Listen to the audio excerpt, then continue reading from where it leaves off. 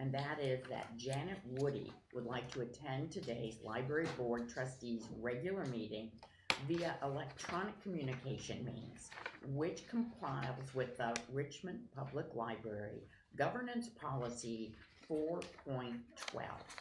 This policy is to comply with requirements of Section 2.2-3708.2, Parent C, Parent Close, Parent 1, Parent Close of the Code of Virginia to allow for and govern participation by one or more library board trustees in meetings by electronic means.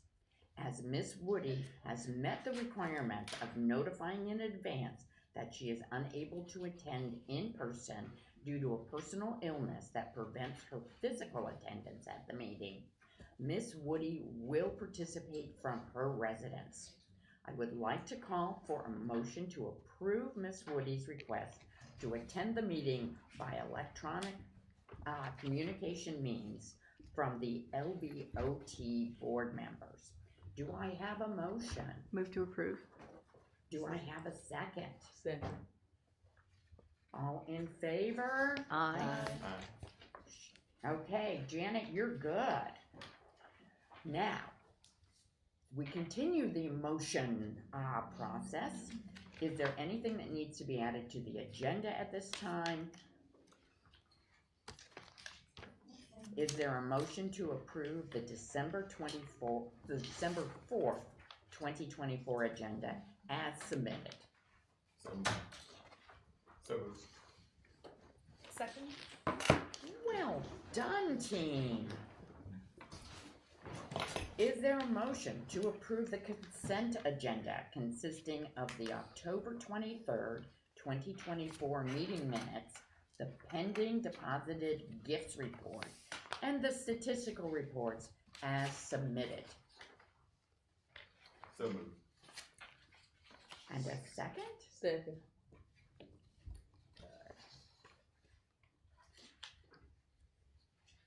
Okay, we're good to go. Good looking, hands-on. All right, could we have a library friends report? Good afternoon, or good afternoon, everyone. Ruth DeVore couldn't be here today, but she sent along a nice little note with several bullet points on it, which I'll read off. The Friends book sale that was held the first week of November took in approximately $16,000 before expenses. After the sale, the Friends provided some books to the Greensville Correctional Center Library. They're looking for a new contact at the city shelter across 2nd Street from the main library to provide them with some books and or other materials. Friends have filled 3 vacant board positions this year, still searching for additional members.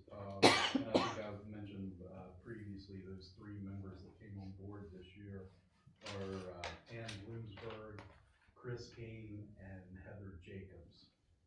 And she also mentions that the spring book sale dates are yet to be determined, and they're looking at possibly pushing it to the 1st of May. But they have a meeting this evening. Thank you. Thank you. Susan, who's the Library Foundation? Thank you, Madam Chair. As we get close to the end of the year, the foundation, of course, is focused on year-end giving efforts. The impact report, which you have in your pack of information, thank you, Jonna, and the annual appeal letter are both out the door and generating donations. If you have not yet made a year-end gift, please consider doing so. Second, we would like to thank the REB Foundation for their continued and significant support through a grant to RVA Reads this past month. And the third comment is that next week is the Foundation's open house for staff and members of all 3 boards. Details are in the email sent to Monday, and a response is requested by December 9th. Thank you very much. Let me compliment you on the impact report. I thought that was such a professional looking document. Really good job. Next, we have our fearless director. Scott? Thank you. I have Danielle Perulo here, and she's our branch manager here at Westover Hills Branch, and she has a brief report. I can let Danielle go first. Sure.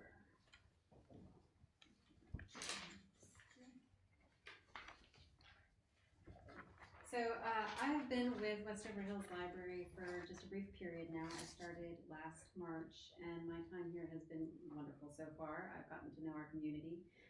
We serve a really diverse population that comprise of both the quite affluent and also very less affluent communities that are in the south of Richmond. We have customers who are in walking distance to in the neighborhood behind us, many of whom are young families with very avid readers.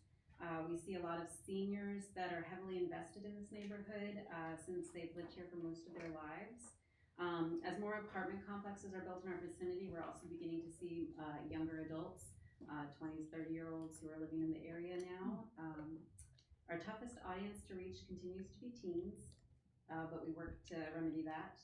We also serve a community that makes use of our resources to improve the quality of their lives through job seeking, computer skills, and access. We've been seeing an increase in Spanish-speaking patrons as well that we do our best to serve. My Spanish is minimal, but we make it work. It's a challenge that we rise to the occasion of. Thank goodness for Google Translate. We've been working really hard to develop programming and inviting spaces and engagements that allow the diversity of our patrons to exist in such a small space together without friction. That is something that we very consciously think about. We do this by being really mindful about when we offer programs so that they can connect to the right audiences, targeting our outreach and promotion so the people that those programs are for become aware of what we have to offer, and strengthening our community partnerships. Connecting to the communities that are south of Forest Hill, many of whom are closest to us but choose to use the Broad Rock branch instead, requires us being really intentional about our efforts to connect and ensure that people from all the communities feel welcome. So one of the ways we've been doing this is a lot of school visits. Our door count, our circulation, and our program attendance are typically in the top 4 of all branches. We are small but mighty. We joke that we're the little library that could. We do a lot with our small spaces. Our laptop checkouts have been increasing and have statistically been the highest in the system, and that is in large part due to staff promoting it as a resource across the desk. We talk up our services a lot with people. We do try to align with the library mission, so I've listed some of the areas in which we focus that. So for lifelong learning, we have increased programming for working and retired adults. We have a very popular crafting hour program that is teen and adult that's been well attended and is funded through the Foundation Many Grant. We've added another book club in the evening for working adults to attend, and we've had an incredibly popular fall reading challenge for adults that was funded through Stella's across the street. The market provided us with a $50 gift card for the winner, and we had over 200 of the challenges go out and 68 completed entries. Ooh. They had to read 5 books and give a review, so that was a challenge. And then we got to learn what our customers like to read the most. Sarah J. Maas was the most read author. We've tried to increase the accessibility of our library. We've reorganized our collections for a better flow. We've been adding pop-up libraries in the community during Library Card Sign-Up Month. We did a significant amount of pop-up libraries, one in south of the James Forest Hill Farmers Market, where we brought books that made library cards, had crafts for kids. We've been doing that at Crossroads Coffee and Tea and at Stella's Market as well. I have another pop-up library coming up Saturday morning on December 14th before we're open here for the families that go there for breakfast. We have been doing more programming, but this does decrease the amount of availability of our meeting space. We have this one room and that's it. So the more that we offer in one area, we have to balance with what we are removing from our community to have access to. We have been focusing on children's literacy heavily. Our librarian, Lisa Wordle, does an amazing job. We've increased our story time programming. We do 2 book babies a week, 2 toddler times a week because of how high the demand was, in addition to other monthly story times. We have added elementary and teen programming that is engaging and connects with the interests in our efforts to increase participation. We've been doing several interactive displays, like our 1,000 Books Before Kindergarten, which has been very well joined by the community. And we have, again, been working very hard to strengthen our partnerships with schools and get out to more school events, doing more library card sign up and more outreach. For our organizational strength, we have been building a team of newer employees. As I said, I just started last March, and with the exception of one staff member who has served a very impressive 36 years with the library, the rest of us have been here just under a year. So we are getting to know each other and try to align what our focus is. We've been having regular staff meetings. We do weekly updates that I send out so everyone's aware of things to promote, to share information to our customers very effectively, and it's been working to build a good team. We try to connect with community groups, HOAs, I know I see Garrett at many of them, and through the businesses along the Forest Hill corridor, to try to connect our services and the interests that people have so that they're aware that what we do, I'm not trying to reinvent the wheel and add, I'm just trying to let people know what we have here because what we have is great. And so just sharing that message better. I can tell that this is a community. I added this note because it's so true. I get so many comments from our customers and throughout the community when I'm out. This community deeply cares about having their library and their library access. We have customers who have grown up in this building and they are dedicated to it. And as a result, we have a team that is very dedicated to the community. Thank you. I am so impressed with the outreach that Daniela and her team are doing. It's just everything I love to see in people that believe in the library. Any questions for Daniela? Yeah. I just want to make a statement. We've had the opportunity to see each other so much this year. I mean, every time I would go to a meeting. But I just wanted to say how great of a job she does. I mean, you are just on point, always present, always answering questions. And I think everybody in the community really appreciates your efforts. I think you've done an excellent job of taking this branch to another level. And also, just didn't even notice until I walked into this library today, Lenora, I used to actually volunteer here when I was in high school. And she was my person who supervised me when I would be volunteering. So Love it. I looked at her eyes and I was like, I know you. Her institutional knowledge is very valuable and I rely on her a lot for that. We see people who come in and go, I knew you from when I was little. All the time. Thank you. I want to thank you, Danielle. I think you really, I often make the mistake and I call our library community services managers branch managers, and this library system has made a conscious effort to call them library community services managers because they do more than just manage the branch, more than just manage books, collections, and buildings and grounds. They are out in the community connecting and letting people know what's at their library and how to get it. And Danielle's doing a great job of that. I was so tickled to see her at south of the James Farmers Market. She brought a bin of books and she had the laptop computer with the web version of the catalog on it. And she's not only signing people up for library cards in real time, but also checking books out to them. So she brought the hotcakes with her and is just pushing those books that she knows are gonna move. So she's doing a great job, and I'm very grateful to have people with her talents as our library community services manager. So thank you for all you do, and I appreciate your report today. So Is there, now you can give your report. now I can give my report. I want to mention that we have Katie Riley here. She is the community conservation coordinator for James River Association. Oh, welcome. Thank you. Happy to be here. And she's going to do a little report under our facilities committee, so more from her in a little bit. But Okay. I felt remiss in that I haven't mentioned who she is and when she's going to go. So, and she works with Justin Doyle, who's the director of the Community Conservation for James River Association. We've been working with them now since I've come to the library, and they've made many of. When you leave today, make sure you maybe drive around the grounds or look at the grounds.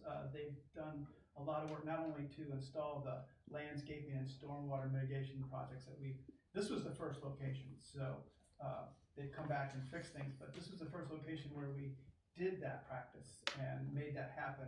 It's not only makes our libraries look really great, they also teach our community what we can do to help the James look better and be higher water quality. So that's been a partnership that's been a long going, and she's going to update us today on what we're doing and what we hope to do. Okay. So Okay. I'm grateful to have her here this afternoon. We're gonna look forward to that. Thank you. I also want to mention, statistically, our stats are tracking very well. Our circulation is above normal, so I'm hoping by the end of December, we're surpassing our numbers from last year. Door visits are up, so our numbers are looking good. Yeah. I think that's a product of our extended hours and the programs that we're doing. In front of you have a little envelope that has some cards, some holiday cards that you can send to. We'll get into more about advocacy, but they are library cards that have our logo on them and have stamps in there. So send them to 10 of your closest library friends or people you want to make contact with. So those are there for you. And I also want to quickly revisit before I hand the floor back to the chair. Homeless issue. Sharon brought up homeless issue. And I wanted to kind of take a few moments to talk about how we handle unsheltered patrons when they visit our libraries. First, we've crafted a strong policy, and I believe you have the policy in front of you. It's 4.02, which is conduct in our library facilities. And that policy, it's rules and regulations for conduct in the library on library property. So this is how we handle really any of our visitors to the library. I'm sure many of you are aware that our libraries are the one civic space that anyone can come into. You don't have to have a membership fee. You don't have to check a box, or you can come in our spaces and use them and freely access our library. So we are very considerate of that and are very aware of that. The one guideline, the one rule that we have is that when you use our space, you can't disturb other people and you can't infringe on other people's rights to use the library space. This policy addresses that and has been crafted over many years to handle the different situations that staff may get in. So when we're asked about, well, how do you deal with homeless patrons or unsheltered patrons, we treat them as we treat everyone. So we ask that you abide by these rules. If someone is violating one of these rules, we will address the behavior and ask them to correct it, and then progressively discipline that behavior should it happen and that patron should it happen. So this is first and foremost how we handle situations that occur almost daily in our libraries. In terms of helping unsheltered folks find resources, we are a part of the continuum of care of the city of Richmond, which is the overall strategy that the city has and has had for many years to address people who are unsheltered. I have to say that in the past 5 years, they've raised the capacity and resources available to those who are unsheltered, and we now have more places to refer people. They've just opened a cooling and warming shelter on Chamberlain Avenue, and that is a resource that we can refer people to. And at that location, they can not only get a warm place to stay or a cool place to cool off in the summer, they have access to places where they can sleep and also food, and there are people that can connect them to other resources in the community. And that's available almost all year now. And so that is one of the resources, and the continuum of care also assists them. We have partnerships we work with the Daily Planet, we work with the city's homeless liaison. So anytime there's a situation that appears to us, we can make a referral or make a connection. At one time, we had a social worker working at the main library who was a contractor through the Daily Planet. They were in our space, and they would also build rapport with patrons who are unsheltered or in need of services, and that was a situation that worked very well. We lost that during COVID. We're trying to regain that. I will say, in many ways, if we would like to do that. That said, we are inviting social services, other departments into our space to kind of fill the gap until we can replace that social worker, that part-time social worker in our space. So really leaning on our community partners has been very important.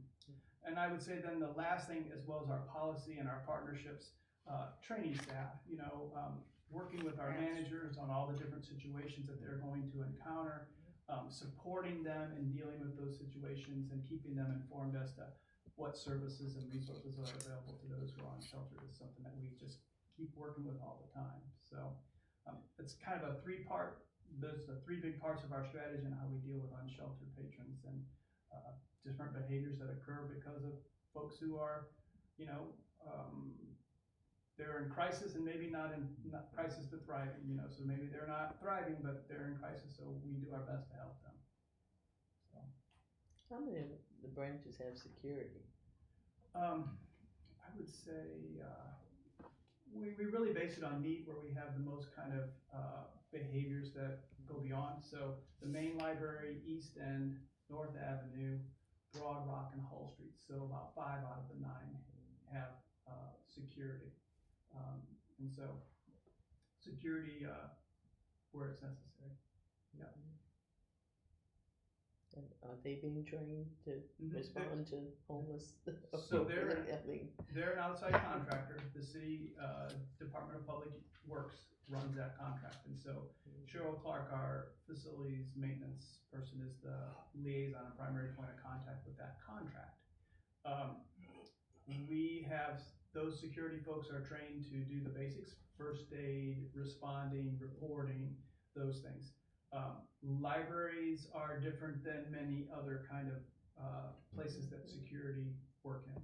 So our branch managers and Cheryl Clark works very closely with the security company to make sure we're selecting the best security people we can that have those people skills and not necessarily guarding skills. So you need a mix of both.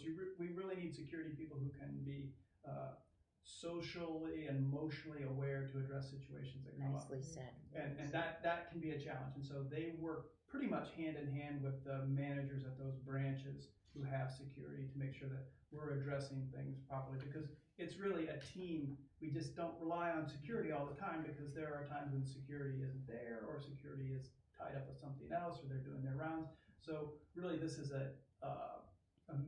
not a mandate, but a responsibility of all staff to make sure we're monitoring our environments, making sure they're safe for everyone. And if someone is having a distressful situation, we are addressing it as best we can and getting help. So oftentimes we will back security up, or security will back us up when we're dealing with situations. And those occur almost daily. So, and it's a lot of like enforcing boundaries. These are our boundaries, and those are the things that we really need to be deliberate and have the ability to kind of confront people when they're doing things that are beyond the scope of what can happen in our space. So that's how we address the behavior. We don't address the person. So people may appear, however, that's their right. So we don't single people out, and we address the behavior. And if someone's in crisis or need, then we address that as well. And security will partner with us. But staff, we really work on training staff to be able to recognize a situation where we need to remind people of the policy and make a request. And when those requests are followed, we'll be happy to continue to work with them. But when they're not, then we have to take steps to address that as well.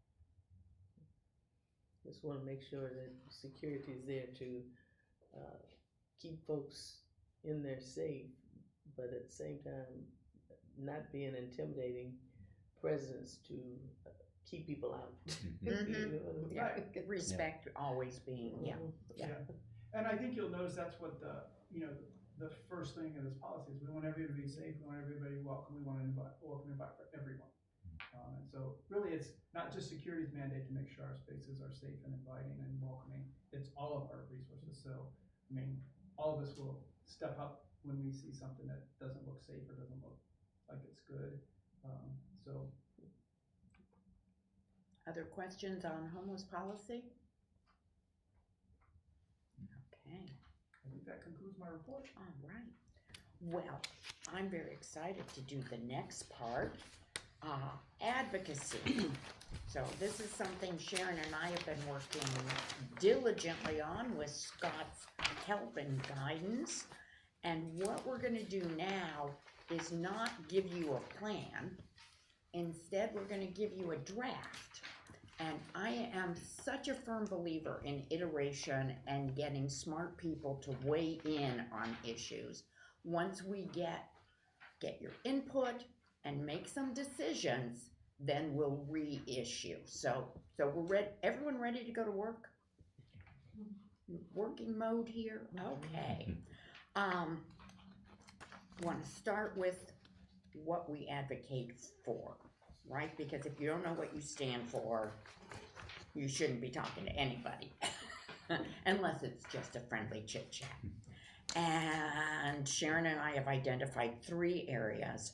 The first is raising awareness of how important the RPL library system is to Richmond.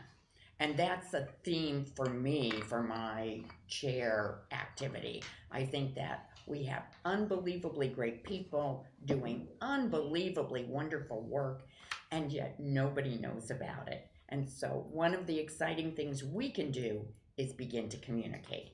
So that's number 1. Number 2 is making sure that Scott has the budget he needs to do for the city what needs to be done. And number 3 is expand our reach and improve our infrastructure.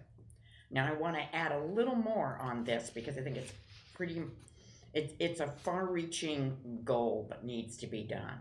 Infrastructure has 3 components. First, we've got to bring Maine up to code. Second, we have libraries that are far too small for the population that they serve. And Scott's identified 3 of them.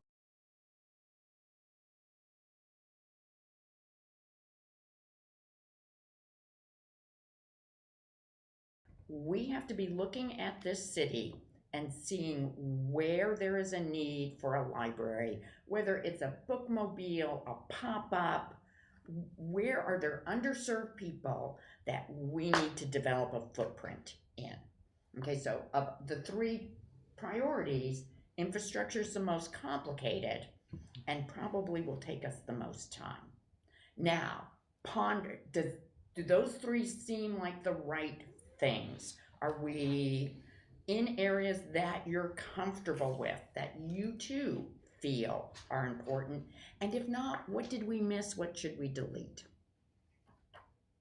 I think they're great. I would say, Chris, your first point there, the raising awareness, it's surprising to me how weak the awareness is. You have people who are library users, but you start talking to people and they do not realize the breadth of the services offered. They have no idea how many people are using the libraries. I mean, and that goes for elected officials as well as your neighbors. Yeah. So I think that's a really important one. Yeah. And I think if we do that one right, everything else will work. Yeah. Okay, thank you. Other thoughts, comments? Looks good. All right. Now, before we do we've got the what do we advocate for, before we do the what are we gonna do, we're gonna look at who. And by this, I think it is like the 3rd piece of paper, we want to have a trustee for each and every council member. And that trustee is going to, you're going to be supported in a million trillion different ways, but you are the relationship with your council member. Now, here's what our problem is. We don't have trustees in many of our districts, right? So there are going to be some trustees that are going to have to move out of their neighborhood and take on another geographic area. We have to learn a little bit about it, but I think the messaging is all going to be pretty simple. So at this juncture, I want to kind of go through especially you District 4 people, Mhm. and get a name for each district, okay? So District 1, I'm also in district. Oh, Are but you in District 1? I am, and Okay. I'll just say, I know Gumby socially. I We have don't. friends in common, so Okay. you know. I've never met him, so Okay, if, So either way, but I do. I'm When he fine to was play. campaigning, I did mention that one of us would be in contact about Yeah, library board stuff. I'm fine being, Okay. Second to you on that if Yeah. you feel you got an in there. well, and he was Mary Munford PTA, I Yeah. mean, Yeah, we have a lot in yeah, common. Yeah. You were kind of Yeah. in the same We're in the same zone boat right now, yeah. as he Yeah, is. that makes sense. Okay. But that's really good to know, Oh, yeah. Emily. So, a pre-existing relationship. Good. Very helpful. Catherine Jordan. Gail, who has been doing Catherine Jordan liaison for the past 4 years, so that's good continuity. District 3, Kenya Gibson. I'll take you. Thank you.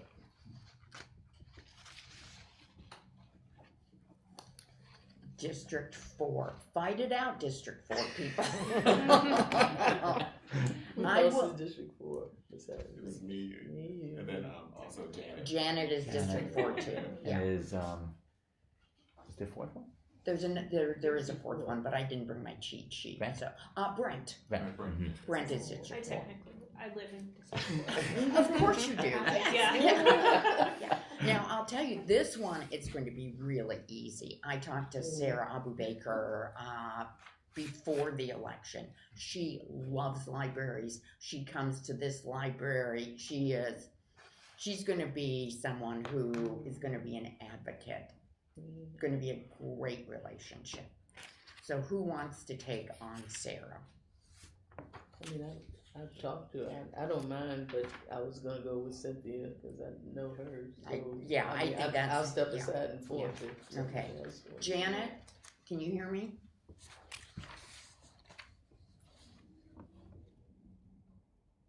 Janet, do you want to do Sarah? She's on speaker. I think that's a yes. I'm going with that for yes. All right. So I will follow up with Janet. If that's a problem, we'll figure it out. See? Yes. Okay. Usually absent people are assigned the empty ones, but. Okay. District 5, Stephanie Lynch.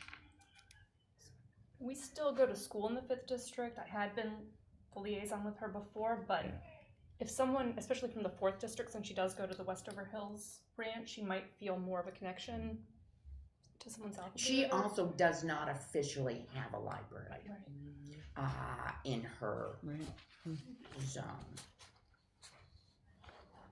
Let's circle back to 5, and we may hit you up, Emily. District 6, Ellen Robertson.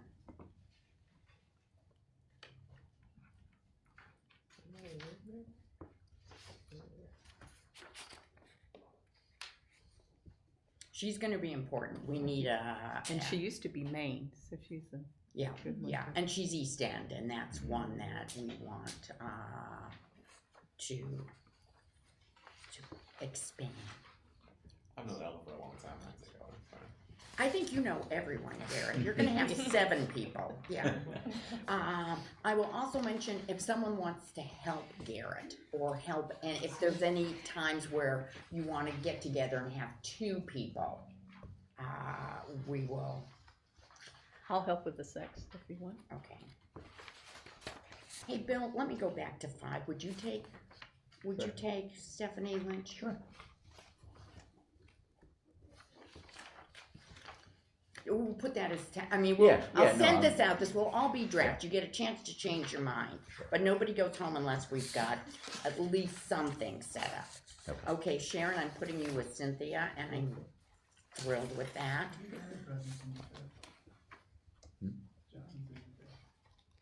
Is he? I guess I wasn't sure where that line fell. Okay, and 5th goes across the river. Does it also include like Bird Park and that area? Yeah, I was going to say because they used to be in that. Thank you. There's the map. Yes. That's what I was thinking. Okay. Okay, Cynthia's already started to take this on, showing up at Riva and speaking at Riva's meetings, so you're gonna be our poster child for doing it right. Okay. And then 9th District, Nicole, I'll do 9. I'll do 9. okay. So, I have not gotten a name for Brent yet, because he's not here. So if anyone wants to change their mind, or I'll assign Brent to work with someone, crafty guy doesn't come. In the past, Brett was worked with Riva. Okay. Yeah. Yeah. He owns property in Riva's district. I Two. do too, so I don't know either. What, 8? That's the 8th. Riva's the 8th. Yeah, Reva's the 8th and Nicole is the 9th. But the way Broad Rock Library is set up, the front is Reva's and the parking lot is Nicole's. Yeah. So, I mean, I can do the both of them and work with both communities. Plus, basically everybody knows who I am I know. Yeah. from Okay. both those communities. Okay. So we're gonna draft this up, take a look at it. We may do a little shifting, but I think we got our basic work done. And I appreciate that. Did we get somebody for Cynthia Novo's I was gonna say. area? Did I? Who Yeah, did I miss? Yeah. Okay. Oh, Sharon. Sharon is. Seven. Sharon. Yeah, I already wrote Sharon's name down, but I didn't tell you guys. Okay. It's Sharon. Okay. All right. So now we've got draft responsibilities. The first thing I want to do, again, feed into me, is take all of the newly elected people and tour them with their libraries. So that is Gumby, Sarah, and Kenya Gibson. So if you guys all agree, and it's that personal touch, you know, of showing up, showing they're the library, introducing them to the community service manager, Scott. If you guys feel comfortable doing that, we'll start to work on scheduling. If that's something that you're not comfortable with, we'll find someone else, and it could be me, it could be anyone else, to do that. But the month of December is to get that personal relationship with the new people, show them their library, and get a chance to connect with the community, that library. And I think that lets you go through the rest of the year with the personal. Everyone feel comfortable with that idea for the, I'd like to add Nicole Jones to that, because I don't think what do you think? I think so. Yeah, so we have 4 new council members we want to arrange a tour for. So that's the first thing we're gonna do, and we're gonna get that started this month. Before they have to start the January go to work and meetings, let's get their attention and on their radar as a priority. Okay, the next thing, we're just gonna copy what Garrett and Sharon did, which is the regular emails. And what Sharon and I talked about is that we'll split up the 12 months. We will provide you with a draft email. I've been working with Scott to get the list, the year list every month, what they're prioritizing. So we'll be able to echo what RPL is pushing in ours, but add our own spin to it. We'll have certain language when March budget season starts. We will gentle language with that.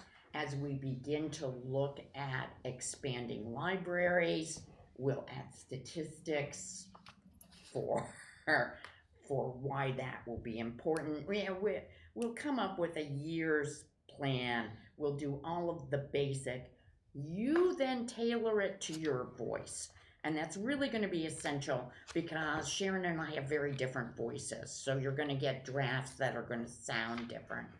You got to work that to make it always sound like you, because you're the key person with the relationship. So we're gonna be helpful, but we're not taking all the work off the table. You have work to do. And, you know, this is a busy board. Do you guys feel up to doing that? Okay. The kickstart is essential though, from you, yeah. No, I agree. Yeah. I agree. Yeah. Uh, Maybe also get yeah. an update, and maybe you had it last time, of the board members and phone numbers and emails, so we have it current, particularly when we're sharing. Oh, Yeah, oh, yeah. oh, yeah, Yeah. yeah. So you want an update of our Yeah, information Who we, versus council members' yeah, information? our information. Okay, Yeah. okay. Thank you. Did you get that, Scott? Actually, I should be looking at Jonah. Yeah, because she's the one who does Yeah. everything. For example, Scott pointed out to me yesterday that my landline no longer works, and he's right, but I didn't notify Jonna, so. Okay, so if you've had any changes, let Jonna know, so that when we update, it's all the most current information. Okay, so we've got visits for the four new people. We've got regular emails.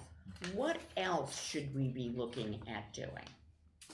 One thing, we have, you know, since we have the new council members, they'll be starting their websites or newsletters or something, so we need to make sure they get this electronically, and I believe we have like a one-page kind of services what the library does before.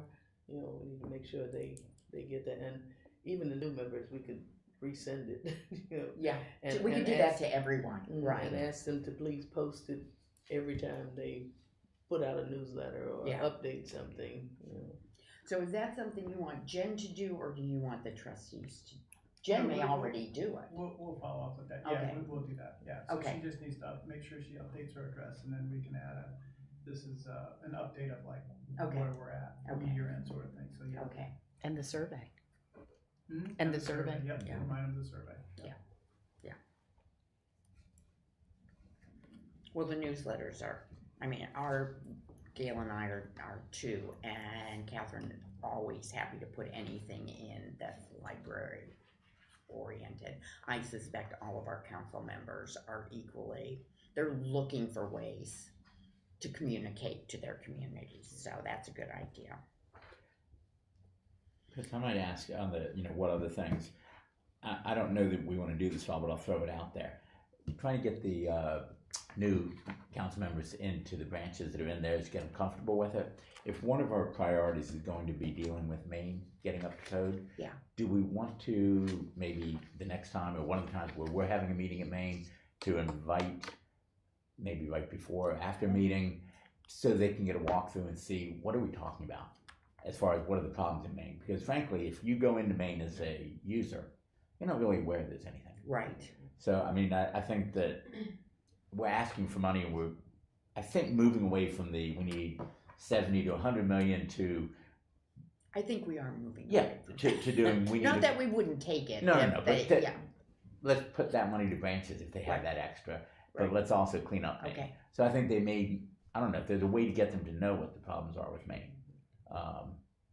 Sometimes seeing is better than just that list, I mean, because everyone who's asking for capital has a list. you gotta do everything, but the more personal it is, the Yeah. more tailored it is, Right. the stronger.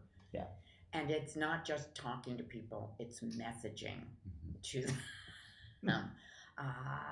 So yeah, We can prepare a list. I was going to add to Bill's point, I think that's an excellent idea. I think even making it kind of like a breakfast, if you will, where we invite all 9 council representatives and also the mayor-elect. I think Danny Avula should really be involved in that process as well. Because I think the more you can get everybody in one space to understand the history of that particular branch and kind of maybe do it Maine and kind of maybe quarterly go to like a different type of library within the city. Will also kind of get them more engaged and understanding, what the challenge is, because every branch has a unique challenge to itself. Like Right. here, we know parking is Yeah. that's always been a challenge. So I think that would be a good Okay. way to kind of put Okay. people in. so we will become a little bit more deliberate in how we do that. So that'll be a revised area in the plan. You bring up a point. What should we be doing anything with the administration? I think so. I've already started having some conversations with them just because, but I think bringing like Thad Williamson, who's kind of helping out with the transition plan, into the fold of things, I think would be great.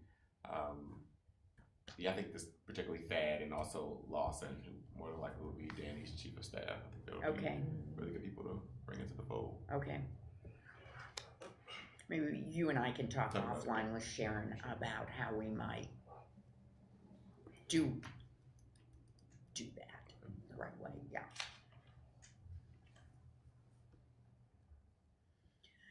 The other thing I wanted to mention is we do have an opportunity every time the council meets to do a public 3-minute talk. And I think that might be appropriate around budget time. And it's easy to do, and the people who get the money are the people who are there fighting for the activities that they believe are important. And we have, so many good things to talk about. We'll revisit that maybe in February before the budget is, and we'll think through who or what. I've had a chance to do that once, and it was a lot of fun. Cynthia, can you talk a little bit about the presentation or the way you handled going to the meeting? Because that might be an option for you, because council members all have meetings. Over the years, I've not just went to District 8. I've been to 4, I've been to 5, and I've been to 6. Right. And I've been to 9. So with 8, being by it is in the satellite restaurant lounge, some people are taken back because of where the location is. Mm-hmm. But once you get in, it's a whole different atmosphere. Okay. You have a lot of seniors that's there. Like when Scott and I and Heather Montgomery was there last month, it was pouring down raining. And we still had 179 people that came to the meeting. So I can't hold the rest of the city council on standards like Reva, because Reva works 365 days a year. Right. She's There is not no one like Reva. at all. Yeah. I mean, she's giving out not just turkeys and Christmas gift for the seniors, and she's giving out things for the children. And it was a lady that was sitting up front. It's a little girl. She's been coming to Reva's meeting since she was 6 weeks old with her mother and her grandmother. So she always helps. She's giving out flyers. She's giving out ink pen. She's just doing things to help. And then you had a person, I'm not going to say that they don't have children, but everybody is not a child person or a children's person. Right. So she was making a statement. I heard her. I don't know if anybody else heard her, but I think Reva heard her. And she was like, why don't the child just go and sit down? Which made Reva professionally say, this child has been coming since she was 6 weeks old. I love when the children come with their parents, because then they can see what the parents are coming, the information that's coming. Mike Jones was there, our delegate now, so he's part of Richmond and he's part of Chesterfield. That Saturday, I can't remember the date before Thanksgiving, Mike Jones gave away 2,000 turkeys. Wow. And a lot of people, so Mike Jones went to the man that owns Rosie's, and it's a movie. I like gangster movies. I'm from New York. I just like gangster movies. And Mike Jones told the man that owns Rosie's that he wanted to be like Nino Brown. So he doesn't know who Nino Brown is, but it's from this movie New Jack City, a gangster movie. Nino Brown gave away turkeys for the holidays. When I went to Riverview, the new high school, the new school that's on Hall Street on Saturday morning, it was so well organized. Last year they did the cars, like as you drove up, they just put the turkey in your car. This year they had music, they had people there from the city of Richmond that was just giving out information, giving out. It was just so well organized, and you went from table to table, you got your information, and when you got outside, you had your ticket and you got a turkey. Mm-hmm. They had people in the parking lot directing. So this is what I love to see that's going on in the South Richmond, because at one time they weren't working together. Mm-hmm. The mayor nor Mike Jones, they were not working with Reva. Now they see it's much easier for you to work with Reva because she knows her community. She knows what the people need. And that's what we need. We need to get with the other districts or the other city council people so that they can know what they need. I know the person in one is new because I know Andreas Addison. So when I say I go and I want to get to know the other city council people, Andreas came and rode with me on the 86 bus so that he could see that we don't have shelters on this 86 bus line. So the people go to work, and you have one particular bus driver. She does Monday through Friday. She's out there from 4:45 in the morning until 1:30. So she knows that people are dependent on her so that they can get to work on time. She was the one that brought it to my attention. Cynthia, we don't have no shelters. So the only shelter is at Southside Plaza, and it's no other shelter except for the VA hospital, but the 86 doesn't stop at the VA hospital going down to Banton and Walmsley. Those are the things that the city council and other areas, they need to know what we need in our areas. And so what Cynthia had a chance to do with Scott and with Heather is to address over 100 people and say, I'm from the library. Yes. And I just think a physical message like that to constituents, it would be a nice addition to an email, to a personal tour, to and you are our starting point to that. A lot of people didn't know that Broad Rock Library was there, but thanks to Scott and Cheryl, they cleaned up the outside with the growth, because the growth was just covering up the signs for the library. So you say, oh, the library's on Broad Rock and Walmsley. There's a library on Broad Rock and Walmsley? Yes. And y'all need the older people. This is how I addressed it. The older grandparents, parents, bring your children into the library. It's so much information that the children can get, but that you can get also. Right. Everybody doesn't know how to work a computer. You come in there, and we got somebody. I'll be sitting there, and the staff will be busy, and I'll see somebody struggling. I have no problem trying to help them finish what they're starting or doing their taxes or whatever it is that I can help doing. I've been going to Broad Rock Library since I got here in '99. We love a believer. Sharon, is there anything you want to add? Well, I'm glad you brought up the bus. Yes. Because, our population is growing in certain areas, and, we have designated bus routes. But do all populations have a way to get to and from the library? They need to start looking at changing or adding some bus stops, because after all, they're pushing no emissions, so they want everybody to ride the bus. Right. And I think that can be a part of the conversation we have with our council people, because I guess they have oversight on the transportation in Richmond, and so when we talk to them, make sure we say our people need access. Right. Because parking is not going to increase apparently. So Okay, so here are the next steps. Unless you have other things to say, No, we're good? yeah, good. Okay. The next step, I'm going to informally talk to some other groups because iterating really helps me. If you talk to others and have ideas, you want to feed them into me, please do. And within 2 weeks, I'll get a formal advocacy plan out to you. So 2 weeks to informally chit chat around, ponder, have deep thoughts, and then we'll get ready to go.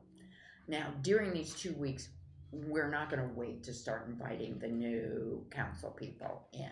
That's something we're doing. Okay. But everything else will be strategic, it will be deliberate, and it will be iterated so that we're all comfortable moving forward.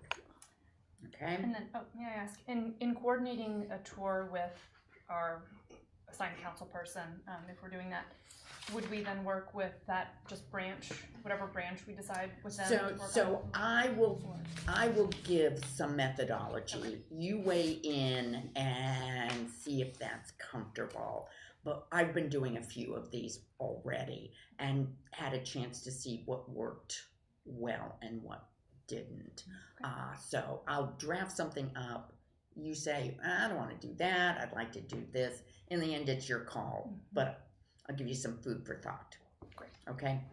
All right. You're on policy. Oh, no update this week. Okay. Now, chair report, I've talked enough. I'm not forcing you to listen to me anymore. So we're going to go to Bill for finance. And Scott. Scott, do you have anything other than working on things? I mean, the budget looks like we're running within it. I mean, as far as our performance within it. I think what we obviously have to look at is what we want to ask for. Yep. And that's the big thing. We'll try to have that. I guess we need to have it in January. That's gonna come into more focus once the new mayor takes Mike was still waiting on that. his position and, he decides. Which is why it would be good to talk with Thad and Larson early. Yeah. Yeah. Sure would. Yeah. Okay. Yeah. Facilities. Facility, so Janet is, looks like she fell off. You still there, Janet?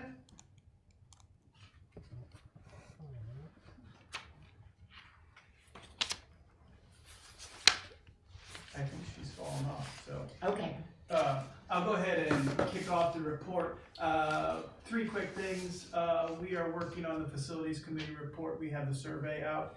We have about over 300 plus respondents. Oh, okay, So good. that's been going very well. Still, we will be doing meetings with staff in our branch locations, talking about what their needs are in the branches, what they've identified as things that they hear from patrons, and we have a survey that we're gonna let them provide feedback for, and we're continuing to work on that report. And then lastly, the young adult area at the main library is in process. We just were able to select and order furnishings for the area. So if you go to the main library and you go all the way to the back by the children's area, you'll see new carpet and an area that's vacant right now, but it'll soon be filled with furnishings. This project is all part of we received a grant from the Mary Morton Parsons many years ago. We fundraised around it, and we're finally able to start filling out pieces of that grant that kind of got slowed by the COVID. So that is taking progress, and I have to give a big thank you to our youth service, our young adult librarian, Genevieve Gray. She is leading that effort and has done a really remarkable job working with that and the other things that she's been able to quickly do as the new young adult librarian. So we're excited about where that's going. And then lastly, I want to introduce Katie Riley. Katie's she's again with James River Association. She's the community coordinator. And she's going to show us one of the projects that is kicking off right now. We have selected a contractor. We've done the design, it's been about a year in the making, and it's the sixth of the projects. When you walk around this site, you'll see that work that's been done, and we'll also be adding Hull Street and Belmont to this. So ideally, we'll get every branch in this stormwater project. So, Katie, are you? Yeah, I'm plugged in. I'm not sure. It's not pulling up just. Oh, sorry. Oh, that's okay. Cool. Yeah, and Scott, I'll touch on Ginter Park, but I'll also just provide some background on greening Richmond Public Libraries, what it is, why it's important, particularly to the health of the James River, and then I'll go over how we maintain it. It's one thing to get these green infrastructure projects in the ground. It's kind of half the equation. The maintenance is a really important component as well. Before I get started, I want to say thank you for your time this afternoon. Our library system is one of my favorite parts of living in the city of Richmond, and through this project, it's been wonderful to get to see some of the people who are making them as great as they are. So thank you all. As Scott mentioned, my name is Katie Riley. I'm the Community Conservation Coordinator for the James River Association. If you're not familiar with the James River Association, we're a nonprofit organization founded in the 1970s, so we've been around for a while. And our mission is to protect the health of the James River and to connect people to it. And the Greening Richmond Public Libraries initiative is a big part of how we uphold that mission. So what is it? The Greening Richmond Public Libraries initiative is a partnership, of course, with Richmond Public Library and the James River Association, but we're also in partnership with the City of Richmond's Department of Public Utilities, specifically their Stormwater Division, RVH2O, and our landscape architect for all of these projects, Four Winds Design. The goal of this initiative is to plan, design, and implement green infrastructure plans across the library branches that reduce stormwater runoff. And I'll get into why that's important in a little bit. But you can see here the branches that we've been able to green thus far. Westover Hills, this branch, Broad Rock, North Avenue, West End, and East End. And as Scott touched on, we're in the process of greening Ginter Park right now, which has been really exciting. At the end of last month, we started the first phase of greening efforts at the branch with volunteers, got some initial plants in the ground. And that project is scheduled to wrap up in the spring of 2025. So slight update there, we started in 2024, but we'll conclude in 2025. And we've started efforts at Hull Street and Belmont as well. We've had preliminary meetings with the branch managers, library community services managers, yes. And so we've kicked things off with those branches, and those will begin this month and conclude at the end of 2025. So by the end of 2025, we'll have 8 of the 9 branches greened, which is really exciting, with the main branch kind of being the final boss, if you will. So yeah, it's very exciting, and it's worth mentioning that community engagement is a really large component of the Greening Richmond Public Libraries initiative. When we start these projects, we have preliminary meetings with the library community services managers. We talk about what stakeholders we should engage. And then we have public information meetings where we invite the community to come learn about the project. And we offer a questionnaire to them as well, both in person at the branches and online as well. And the feedback that we receive during that community engagement part of the process directly informs the plans. We want to be in line with how the libraries operate, and that's with the community in mind. So we want to make sure we're incorporating what they want to see at the library branches. As far as the landscaping goes, we want to incorporate that into the plans. And with Ginter Park, that looked like things making it more accessible from the bus stop. So part of the plans for that branch is including a walkway from that bus stop directly into the entrance. That's a little bit more accessible for people who are using the bus. Making the green space outside safer for children to play in and have outdoor reading space in. So just wanted to stress that the community engagement component is a really important part of the process. And you can see here volunteers out at East End planting a tree during that greening effort. So what is stormwater pollution? Why does it matter?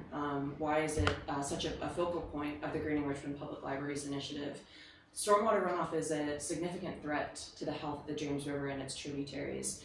And basically how it works is anytime it rains, rain will fall on impervious surfaces, things like rooftops, roadways, sidewalks, and it becomes stormwater. And where things get a little messy is when that stormwater hits those impervious surfaces and picks up pollutants. Things like dirt, nutrients from lawn fertilizer, bacteria from pet waste, oils from our cars, and it'll flow across those impervious surfaces, collect those pollutants, become stormwater pollution that'll ultimately enter our waterways. So green infrastructure, before I get to that, this is a wonderful graphic that we use all the time, comes to us courtesy of one of our project partners, as I mentioned, RVA H2O. And it illustrates that phenomenon of stormwater pollution. So you can see the rain hitting all of our impervious surfaces, collecting those lovely pollutants and ultimately making its way into our waterways like the James River. And this is where green infrastructure comes in. The main thing to know about it is green infrastructure is a tool that helps absorb that stormwater, slow it down, prevent it from entering into our waterways and becoming a source of pollution.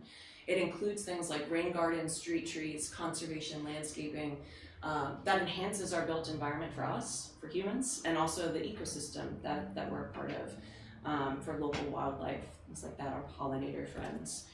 It also contributes to healthier communities, as I mentioned, by absorbing stormwater before it enters into our waterways.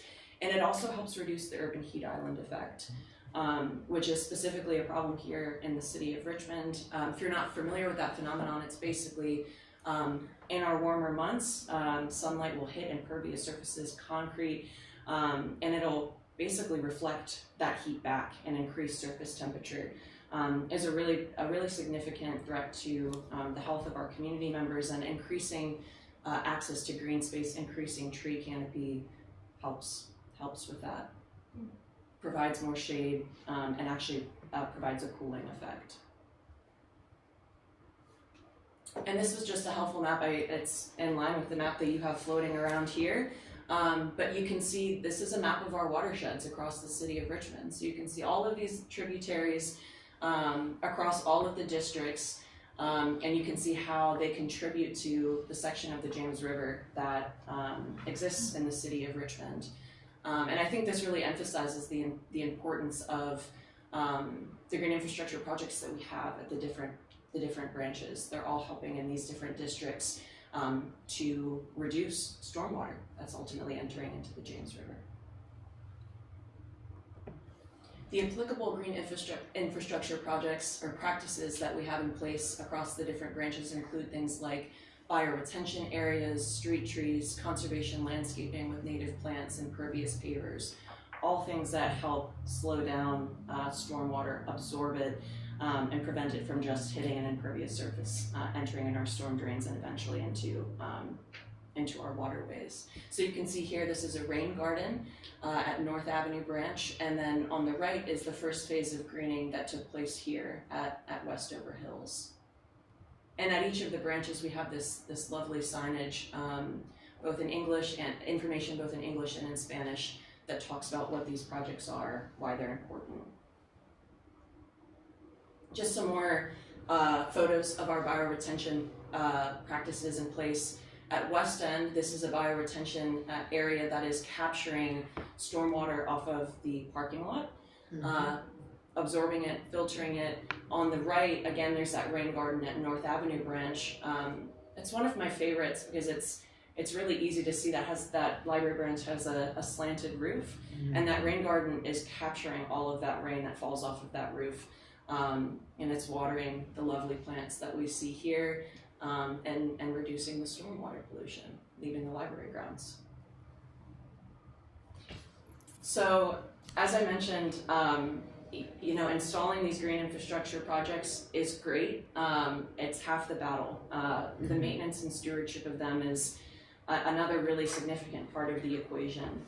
We want to make sure we're upholding the investment of putting these practices in place at the libraries so they're continuing to function as intended. And we're also ensuring that community members continue to have access to this welcoming and well-maintained green space. Cynthia, you mentioned the trees at Broad Rock.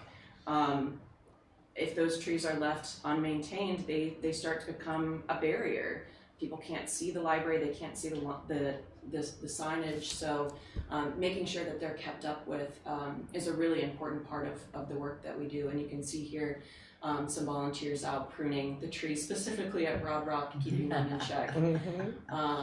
So the team, our maintenance and stewardship team, is 3 parts. So to date, Newmarket has been the contractor that's been doing all of the landscape maintenance across all of the library branches. We've been fortunate to add some new players into the mix, SOAR 365 and our green infrastructure stewards. And I'll touch on each of those in just a moment. But as I mentioned, all 3 work together to make sure these projects are working as intended and are offering a welcoming green space to library patrons, but also staff and the broader community as well. So through a grant award that we received from the National Fish and Wildlife Foundation, we've been able to establish a partnership with SOAR 365. They're a nonprofit organization based here in Richmond that is focused on creating opportunities for individuals with disabilities. They have a commercial grounds operations team that maintains grounds for commercial and government properties. And they've been on board since July, performing bi-weekly maintenance on the green infrastructure projects that have been installed at the different library branches. Since they've joined us in July, we've gotten them up to speed. We've trained them at each of the different library branches, so they know the specifics of all that we have going on.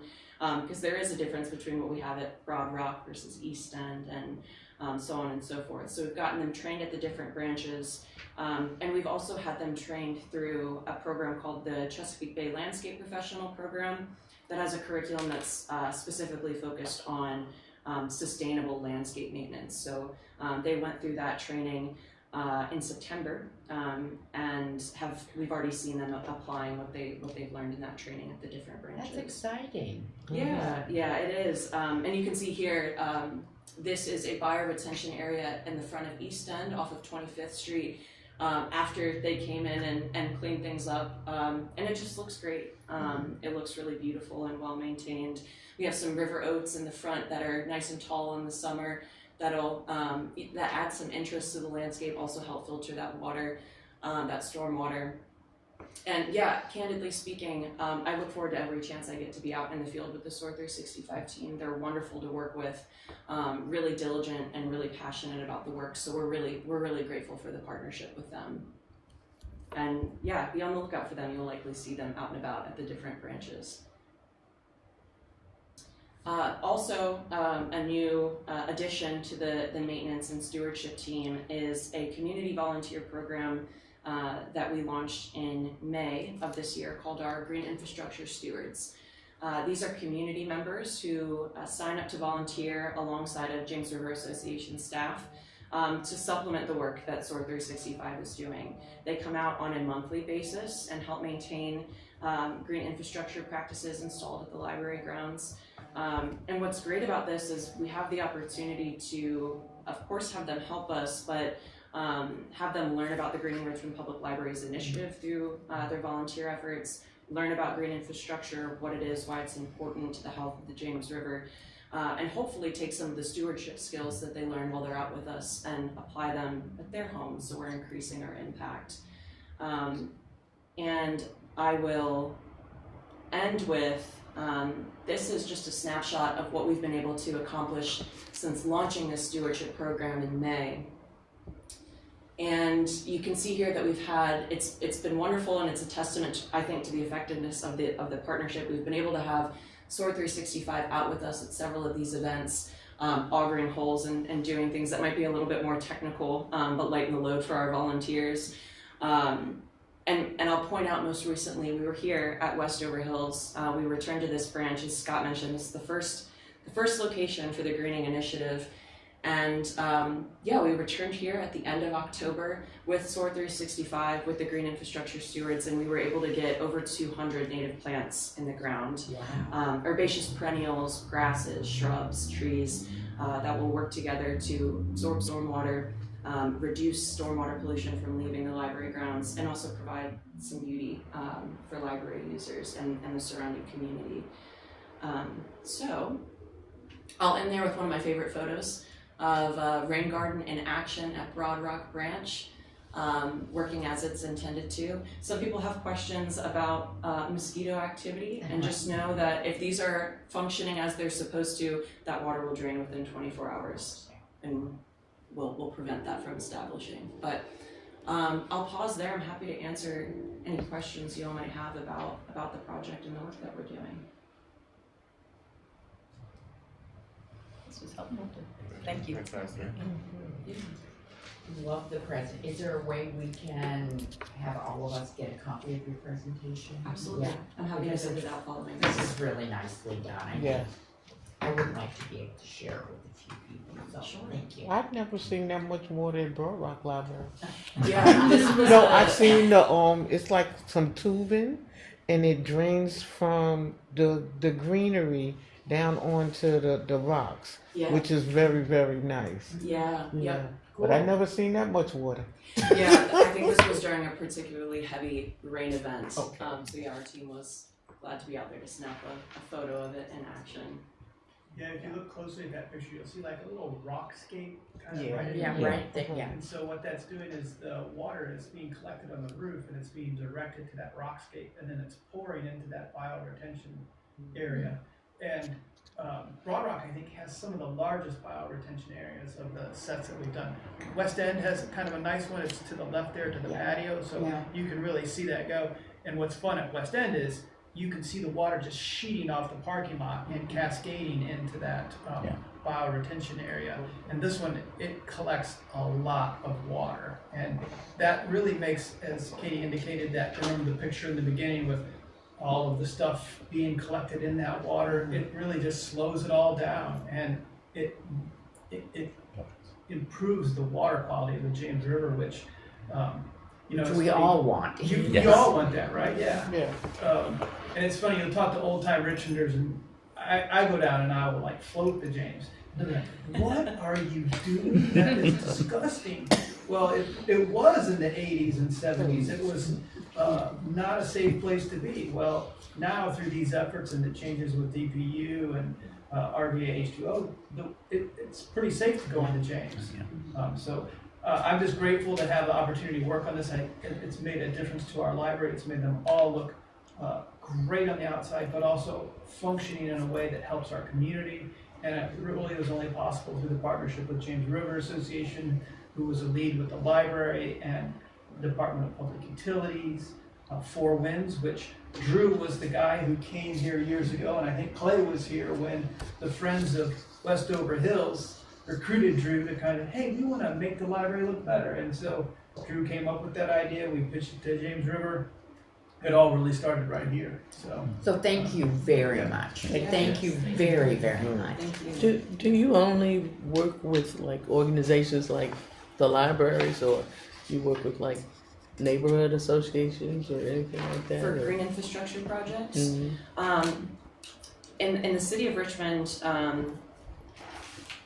our largest effort has been with libraries. The James River Association, prior to my joining the team, was involved over in Belmead, creating Green Street over there, with some stormwater best management practices installed as part of that. And there's also, we've started some work in the city of Petersburg to help some neighborhoods around there that are having some drainage issues. But it's exciting to think about. I talked about at the end of 2025, we'll have 8 of the 9 branches green. So it's exciting to think about what's next, and how we can replicate what we've done at the library branches and other areas around the city.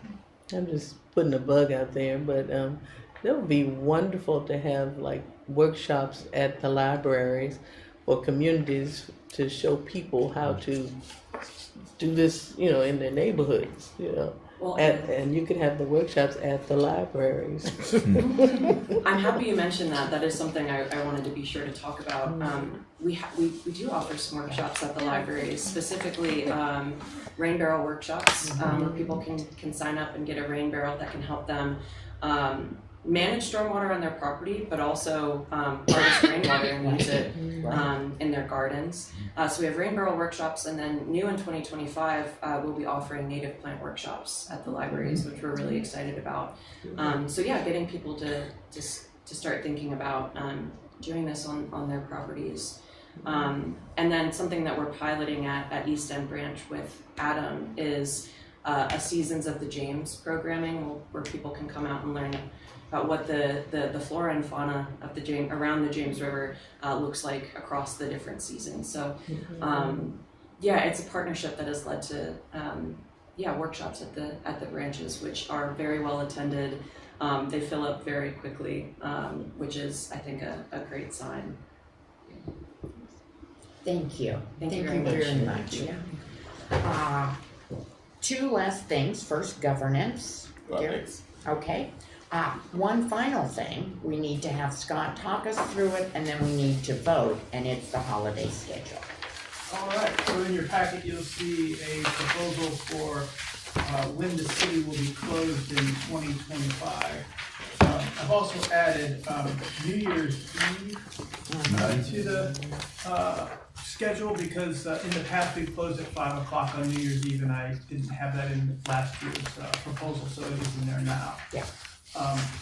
There's the other big change that you'll see in this is we're no longer going to close on Sundays in August. We used to spin down operations in branch libraries and main library that were open on Sundays in August, because it used to be summer, people were vacationing, and there really wasn't, it was very slow. What's happened in the last year was Richmond Public Schools opened in August, and so there were requests to have the libraries open, and so we can respond to that. So that's a change you'll see in this. So we'll be open on Sundays all year round instead of closing in August. And I believe that covers all of the edits and changes and updates to the schedule for holidays this year. One more. Questions to Scott? No? The 15th of November. Oh, 15th of November. We had to emergency close because the marathon is that weekend, that Saturday, and it is impossible for anybody to get to the main library on that day. I mean, the streets close at 6 a.m. So we've been closing only the main on that day. Okay. Good cover. Thank you. Scott, quick question. Friday, March 7th, Saturday, March 8th. We're only closing on Saturday the 8th, right? The observed is, we're not closed there, right? Is that what you're saying? Am I reading this right? We I close believe both of those days? we proposed closing on both days. Both days? Yeah. Yeah, because that's when the city closes and that's when the actual day is. Okay. So.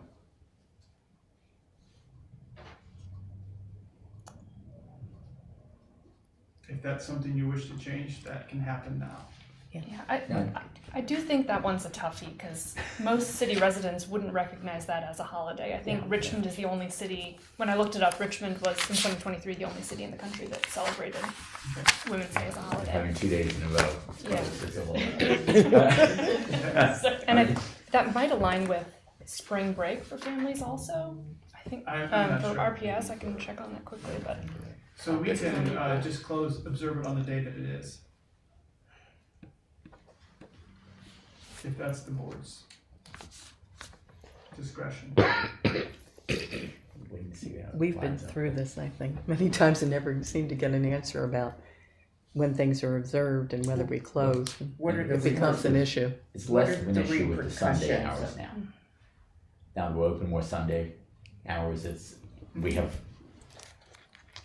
for a while there, if we were closed on a Friday, Saturday, and Sunday, it was a real issue. Yeah. It's a little bit better now because with Sunday hours at most, yeah. So if we're open and the city is closed, what does that mean? On this case, since it's a Saturday, a lot of city agencies are closed, so we have to make an emergency call anyway. Okay. So what would we like to just? I'd like to yeah, suggested we pick one of those 2 days. I Okay, don't know which day is a better one to be closed, what employees would prefer. okay. Any discussion on this issue? I think making it one day makes sense too. Yeah. That's Okay, So the actual date is on the 7th? Yep. And not the 8th? the 8th of March is the holiday date. The 7th of March, I believe, is when the city is closed. Also, Because most people don't work on Saturdays, but libraries do. so they observe it the Friday before the Saturday. So if we are closed on Saturday and open on Friday, do we have an issue with the city contracts, payment, for employees? Or are we better off closing Friday or Saturday? Yeah. This is my question. yeah, weigh in on this, Scott. But I think it will throw things into an overtime situation. So that's the problem. Yeah. The city, when they close and we stay open, Right. because we're city employees, staff are paid holiday time. So what we're doing there is you're adding that day of overtime. So if we close on Friday and do not close on Saturday, we don't have overtime. Saturday is a normal working day for us, and it's not a day the city's closed. So what's strange is, the pay period starts on a Saturday and ends on Friday. Okay. So that becomes a problem with how things work. So, I'm serious, this is like, No, this all goes into the we've same. done this before. Yes. And We've so- been here before. And so that creates a problem with timekeeping. So if you close on a Saturday, now we're giving overtime to everyone, I believe. Right. Right. So if we're open on Saturday and closed on Friday, what happens? We still have an overtime issue, but I think it's less extreme. So can we do this, Jonna? Keep us honest here. Can we have a motion that approves the holidays with the exception of the March 7th and 8th, and that's deferred to further study? Can we do that or not do that? Or do we need to go? When does this have to be approved? Oh, we have to. Now, Okay. today. What, can we? There's, That's my question. So there's That's no my additional, question. there's no additional information I can add. Let's just close Friday, open Saturday. Is That's that, what is I that would- best for that's you? what No. Was that- What? Close Friday, open Saturday? And what will it? It's gonna cost less than the other way around, Is that, and people It's are gonna gonna. make an overtime situation. if we close Friday and open Saturday, it's gonna be overtime? That's what Correct. you said. So if we close both days and then Broad Rock is open that Sunday. So one day would be. So it doesn't affect Sunday at all. Okay. It Doesn't affect Sunday at all. You're closing both days. So that's going to not cause a problem with the timekeeping, and it's not gonna put us into an overtime situation. So this is the one that costs the least by closing both days. So if you open one day and close another, you're gonna create an overtime issue you're gonna create an overtime issue. Okay, so So it will Let's- cost more. here's my question.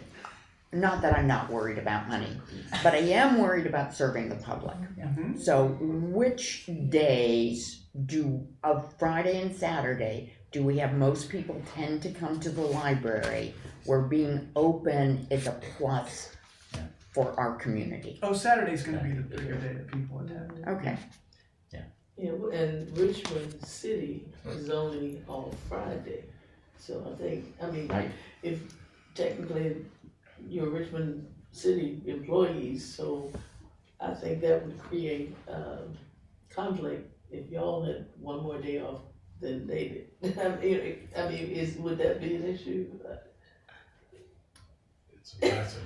It's a precedent. No, I didn't- Well, and also, We don't want to press. I mean, other city employees say, well, how come they get an extra day, I mean, And I- this, we've had this with other, where Christmas falls or this or that sometimes, but this is the only conflict in this year, right, it looks like? No, we have other conflicts. We've kind of worked around those. Oh, okay. What we've recommended. I think it's important, if Saturday creates overtime, requires that overtime is paid, can y'all swing that? I mean, is it a problem Well, or we is it would- okay? We would do it because you Yeah. guys have, Yeah. the board has Mhm. decided to do that, so we Yeah. will make it work. Right. So,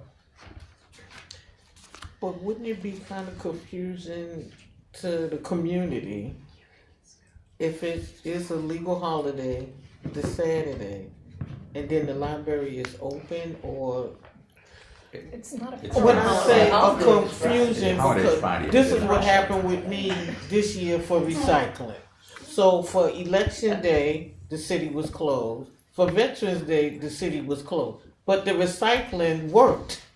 yes. Private company. That was A confusing. private company, but I didn't see the sense of it because y'all are collecting the recycling the same day as the trash. So why wouldn't y'all take those days off also? I can't speak for other departments, I'm speaking for, what kind of works best for For Right. the library. staff and Right. public. Right. This is not a traditional holiday, this No. is a new holiday. Right. Okay. This was one, So I am comfortable, if the board is comfortable with us closing on Friday and being open on Saturday. Yes.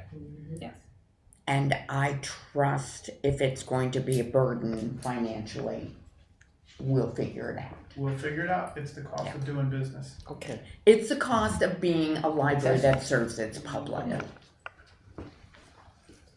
Sounds And the other one. Tell me now if you're worried about that. No, I was just gonna say the others, Thanksgiving obviously is 3 days. Yeah. Those are reasonable days. People are not going in and using Yeah, that's the fine. library That's so fine. much. And I think the same is true with Christmas Eve, Christmas Day, those Yeah, aren't I'm issues. fine with all of You know, that. so yeah. the others don't have it. This is just one that's sort No, of out of the blue, and most people. yeah, no, you nabbed a good one. Okay. You nabbed a good one. Thank you. So I we're gonna move be that we closed accept on The 8th. the Friday, Friday. or we gonna be closed on the Saturday? We're gonna be closed on Friday, open on Saturday. Open The on city's Saturday. closed Can on I Friday. make Okay. a motion? Yes. So that Please, makes Sharon. common sense. Please, Sharon. Okay. I move that we accept this calendar with the change, and delete the closing for Saturday, March 8th. Okay. Second. Aye. No, wait a minute. We're closed March 7th. Closed on We're Friday. closed okay. March 7th. Which Right. Open not March- now open on March 8th. We're deleting. Deleting, got it. From the calendar, March 8th from the calendar. Okay. So we open, Mm-hmm. okay. As amended. Mhm. On March 8th. Yeah. Okay. Do I have a second for this motion? All in favor? Aye. Anyone opposed? Next meeting, January 22nd. Have a wonderful holiday. Thank you all for your work today. You too, Chris. Thank you.